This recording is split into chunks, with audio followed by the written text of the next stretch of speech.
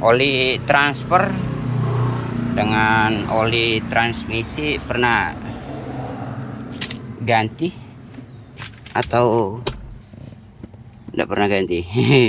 Kayaknya sih kehabisan nih, kering di transfer untuk tuas transmisi double bawah tuh. Seharusnya dia ada basah dikit lah ke atas tuh. Ini biasanya sih lama biasanya penggantian oli transmisi, oli transfer lupa, atau biasanya sih tukang ganti oli tidak mengganti oli transfer. Nah, ini oli transfer case. Nah, itu oli transmisi. Jadi ada dua oli transfer, ada dua di transmisi ya. Oli transfer case untuk double dengan oli transmisi depan.